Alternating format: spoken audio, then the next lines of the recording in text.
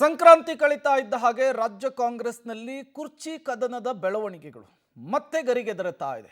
ಒಂದು ಕಡೆ DCM DK Shivakumar ಅವರು ದೆಹಲಿ ಪ್ರಯಾಣವನ್ನು ಕೈಗೊಂಡಿದ್ದಾರೆ. ಮತ್ತೊಂದು ಕಡೆ ರಾಜಣ್ಣ ಮನೆಯಲ್ಲಿ ಸಿಎಂ ಸಿದ್ದರಾಮಯ್ಯನವರಿಗೆ ಔತಣ ಕೂಟುವಂತೆ ರಾಜಣ್ಣ ಅವರ ಖ್ಯಾತಸಂದ್ರದ ನಿವಾಸದಲ್ಲಿ ಸಿಎಂಗೆ ಭೋಜನದ ವ್ಯವಸ್ಥೆ ಮಾಡಲಾಗಿದೆ. ಮತ್ತೆ ಸಿಎಂ ಮುಂದೆ ಸಚಿವ ಸ್ಥಾನದ ಬೇಡಿಕೆಯನ್ನ ಇಡ್ತಾರಾ ರಾಜಣ್ಣ?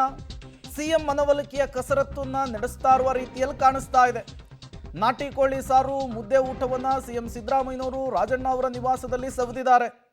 ಸಹಜವಾಗಿಯೇ ಇಬ್ಬರು ನಾಯಕರುಗಳು ಭೇಟಿಯಾದಂತಹ ಸಂದರ್ಭದಲ್ಲಿ ರಾಜಕಾರಣಗಳ ಬಗ್ಗೆ ಚರ್ಚೆ ಆಗೇ ಆಗುತ್ತೆ.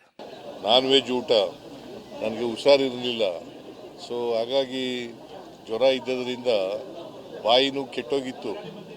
ನಾನ್ ವೆಜ್ ಸಿಕ್ತಲ್ಲ, ಕೋಳಿ ಸಾರು, ಇಡ್ಲಿ, ಕಾಲು ಸೂಪು, ಆಮೇಲೆ ಎಂಥದ್ದು ಚಿಕನ್, ನಾಟಿ ಚಿಕನ್ ಇವೆಲ್ಲ ಇತ್ತು, ಚೆನ್ನಾಗಿತ್ತು.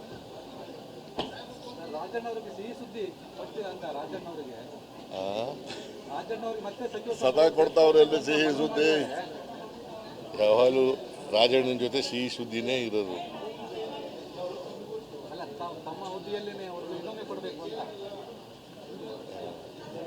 ಅದಾಯ್ತು, ಈಗ ಬೇರೆ ವಿಚಾರ ಮಾಡಿ ನಾನು ಹೈಕಮಾಂಡ್ನವ್ರ ಜೊತೆ ಮಾತಾಡ್ತೀನಿ. ಮಾತಾಡಿ, ಬೇರೆ ವಿಚಾರ ಏನಾದ್ರು ಇದ್ರಿಯಾ? ನಂಗೆ ಗೊತ್ತಿಲ್ಲಪ್ಪ. ನಾನು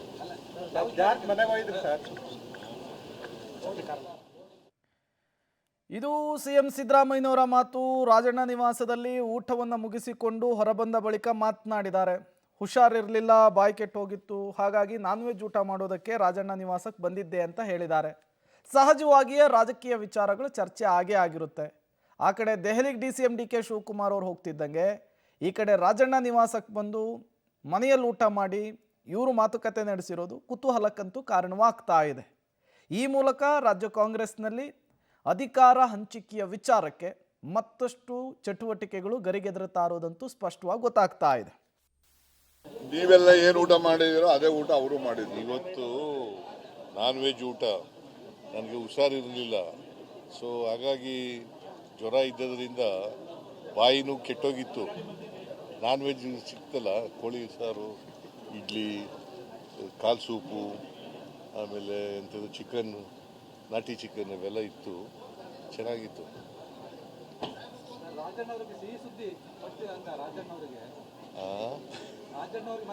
ಸದಾ ಕೊಡ್ತಾವ್ರೆಲ್ಲ ಸಿಹಿ ಸುದ್ದಿ, ಯಾವಾಗಲೂ ರಾಜಣ್ಣನ ಜೊತೆ ಸಿಹಿ ಸುದ್ದಿನೇ ಇರೋದು.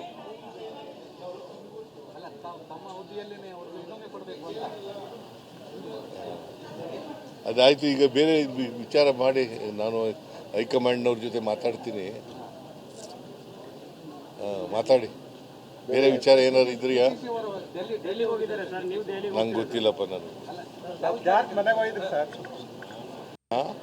ನೀವೆಲ್ಲ ಏನು ಊಟ ಮಾಡಿದಿರೋ ಅದೇ ಊಟ ಅವರು ಮಾಡಿದ್ರು. ಇವತ್ತು ನಾನ್ ವೆಜ್ ಊಟ.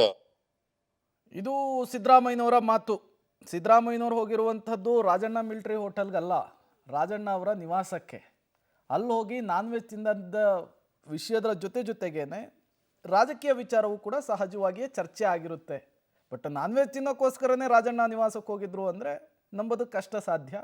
ಬಟ್ ರಾಜಕೀಯ ಲೆಕ್ಕಾಚಾರಗಳು, ಒಂದಿಷ್ಟು ಬೆಳವಣಿಗೆಗಳ ಬಗ್ಗೆ ಚರ್ಚೆಗಳು ಸಹಜವಾಗಿಯೇ ಆಗಿರುತ್ತೆ.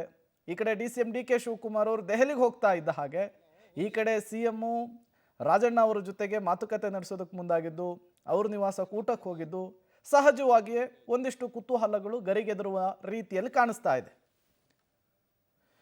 ಡೀಟೇಲ್ಸ್ ಅನ್ನು ಕೊಡೋದಕ್ಕೆ ಮಂಜುನಾಥ್ ನೇರ ಸಂಪರ್ಕದಲ್ಲಿ ಜಾಯ್ನ್ ಆಗಿದ್ದಾರೆ. ಮಂಜುನಾಥ್, ಒಂದು ಕಡೆ ಡಿಸಿಎಂ ಡಿಕೆ ಶಿವಕುಮಾರ್ ದೆಹಲಿಗೆ ಹೋಗ್ತಾ ಇದ್ದ ಹಾಗೆ ಈ ಕಡೆ ಸಿದ್ದರಾಮಯ್ಯನವರು ರಾಜಣ್ಣ ನಿವಾಸಕ್ಕೆ ಬಂದಿದ್ದಾರೆ. ಏನಿದು ರಾಜಣ್ಣ ನಿವಾಸದಲ್ಲಿ ನಾನ್ ವೆಜ್ ಊಟದ ಗುಟ್ಟು? ಎಸ್ ಪ್ರೇಮ್ ಕುಮಾರ್, ಈಗಾಗಲೇ ಕಳೆದ ಒಂದೂವರೆ 2 ತಿಂಗಳ ಹಿಂದೆಯೇ ಸಿಎಂ ಸಿದ್ದರಾಮಯ್ಯನವರು ರಾಜಣ್ಣವರ ಮನೆಗೆ ಬಂದು ಕೂಟವನ್ನು ಸವಿಬೇಕಾಗಿತ್ತು. ಅದರ ಕಾರಣಾಂತರಗಳಿಂದ ಅದು ಸಾಧ್ಯ ಆಗಿರಲಿಲ್ಲ. ಇವತ್ತು ತುಮಕೂರು ಜಿಲ್ಲೆಯಲ್ಲಿ ರಾಜ್ಯ ಮಟ್ಟದ ಕ್ರೀಡಾಕೂಟ ಇರೋದ್ರಿಂದ ಅದರ ಉದ್ಘಾಟನೆಗೆ ಸಿಎಂ ಬಂದಿರುವಂಥದ್ದು. ಈ ವೇಳೆ ರಾಜಣ್ಣನವರ ಮನೆಗೆ ಬಂದು ಊಟ ಮಾಡಿ ಏನು ಹೋಗಿರುವಂಥದ್ದು. ನಾಟಿ ಕೋಳಿ ಸಾರು, ಕಾಲ್ ಸೂಪು, ಇಡ್ಲಿ, ಇದೇ ರೀತಿ ಮುಂತಾದ ಭಕ್ಷ್ಯ ಭೋಜ್ಯಗಳನ್ನು ಊಟ ಮಾಡಿ ಸವಿದು ಅವರು ಹೋಗಿರುವಂಥದ್ದು. ಆದರೆ ರಾಜಣ್ಣರ ಮನೆಯಲ್ಲಿ ಬೇರೆ ರೀತಿ ವಿಶೇಷವಾಗಿ ಯಾವುದೇ ರೀತಿಯ ಚರ್ಚೆ ಆಗಿರುವಂಥದ್ದು ಸಾಧ್ಯತೆ ತೀರಾ ಕಡಿಮೆ ಇದೆ. ಯಾಕಂದರೆ ಪ್ರಮುಖವಾಗಿ ರಾಜಣ್ಣವರಿಗೆ ಮತ್ತೆ ಸಚಿವ ಸಂಪುಟದಲ್ಲಿ ಸ್ಥಾನ ಕೊಡಬೇಕು ಎನ್ನುವಂಥ ಒಂದು ಬೇಡಿಕೆ ಇತ್ತು. ಆ ಬೇಡಿಕೆಯನ್ನು ರಾಜಣ್ಣವರ ಅಭಿಮಾನಿಗಳಿಗಾಗೆ ಸಿಎಂ ಮುಂದೆ ಇಟ್ಟಿರುವಂಥದ್ದು. ಅದಕ್ಕೆ ಸಿಎಂ ಕೂಡ ನಾನು ಅದರ ಬಗ್ಗೆ ಪರಿಶೀಲನೆ ಮಾಡ್ತೀನಿ, ಮತ್ತು ರಾಜಣ್ಣವರು ಯಾವತ್ತೂ ಕೂಡ ಸಿಹಿ ಸುದ್ದಿಯಲ್ಲೇ ಇರ್ತಾರೆ. ಅವರು ಹೈಕಮಾಂಡ್ ಜೊತೆ ರಾಜಣ್ಣವರಿಗೆ ಮತ್ತೆ ಸಚಿವ ಸ್ಥಾನ ಕೊಡುವಂತೆ ನಾನು ಹೈಕಮಾಂಡ್ ಜೊತೆ ಮಾತಾಡ್ತೀನಿ ಎನ್ನುವಂಥ ಮಾತನ್ನು ಹೇಳಿದ್ದಾರೆ ಒಂದು ಕಡೆ. ಇನ್ನೊಂದು ಕಡೆ DK ಅವರು ಈಗಾಗಲೇ ಡೆಲ್ಲಿಗೆ ಹೋಗಿರೋದ್ರಿಂದ ಆ ರಾಜಕೀಯ ಬೆಳವಣಿಗೆ ಬಗ್ಗೆ ಕೂಡ ಸಿಎಂ ಸಿದ್ದರಾಮಯ್ಯ ಅವರು ಮಾತನಾಡಿರುವಂಥದ್ದು. ಅಂದರೆ ಅದ್ರ ಬಗ್ಗೆ ನನಗೆ ಗೊತ್ತಿಲ್ಲ ಅಂತ ಹೇಳಿ ಪಲಾಯನಗೈರುವಂಥ, ಅಂದರೆ ಯಾವುದೇ ರೀತಿಯ ಉತ್ತರ ಕೊಟ್ಟಿಲ್ಲ ಅವರಿಗೆ, ಯಾವುದೇ ಪ್ರತಿಕ್ರಿಯೆ ಪ್ರಶ್ನೆಗೆ. DK ಅವರು ಯಾವ ಕಾರಣಕ್ಕಾಗಿ ಡೆಲ್ಲಿಗೆ ಹೋಗಿದ್ದಾರೆ ಎನ್ನುವಂಥ ಮಾಧ್ಯಮದವರ ಪ್ರಶ್ನೆಗೆ ಯಾವುದೇ ರೀತಿಯ ಪ್ರತಿಕ್ರಿಯೆ ಕೊಟ್ಟಿದೆ, ಅದ್ರ ಬಗ್ಗೆ ನನಗೆ ಗೊತ್ತಿಲ್ಲ ಅಂತ ಹೇಳಿ ಹೋಗಿರುವಂಥದ್ದು ಪ್ರೇಮ್. ಹಾಗಾಗಿ ಸುಮಾರು ಒಂದು 20ರಿಂದ 25 ನಿಮಿಷಗಳ ಕಾಲ ಅಷ್ಟೇ ರಾಜಣ್ಣವರ ಮನೆಯಲ್ಲಿ ಇರುವಂಥದ್ದು. ಅಲ್ಲಿ ಬೇರೆ ರೀತಿಯ ಚರ್ಚೆಗಳು ಆಗಿರಲಿಕ್ಕಿಲ್ಲ. ಯಾಕಂದರೆ ಈ ಹಿಂದೆ ಹೈ ವೋಲ್ಟೇಜ್ ಏನು ಮೀಟಿಂಗ್ ಡಿನ್ನರ್ ನಡೆಯುತ್ತೆ ಎನ್ನುವಂಥದ್ದಿತ್ತು. ಯಾಕಂದರೆ ಮಾದೇವಪ್ಪನವರು ಬರ್ತಿದ್ರು, ಮತ್ತು ಏನು ಸತೀಶ್ ಜಾರಕಿಹೊಳಿ ಬರ್ತಿದ್ರು. ಹೀಗೆ ದಲಿತ ಎಲ್ಲ ನಾಯಕರು ಏನಿದ್ದಾರೆ ಅವರೆಲ್ಲ ಕೂಡಿ, ಪರಮೇಶ್ವರ್ ಅವರು ಸಹ ಅವರು ಎಲ್ಲ ಸೇರಿ ಒಂದು ರೀತಿಯ ಕೂಟ ಮಾಡಬೇಕು ಎನ್ನುವಂಥ ಎಲ್ಲ ತಯಾರಿ ಮಾಡ್ಕೊಂಡಿದ್ರು ಒಂದೂವರೆ ತಿಂಗಳ ಹಿಂದೆ. ಆದರೆ ಇವತ್ತು ಆ ರೀತಿ ಎಲ್ಲ ದಲಿತ ನಾಯಕರು ಯಾರು ಬಂದಿರಲಿಲ್ಲ.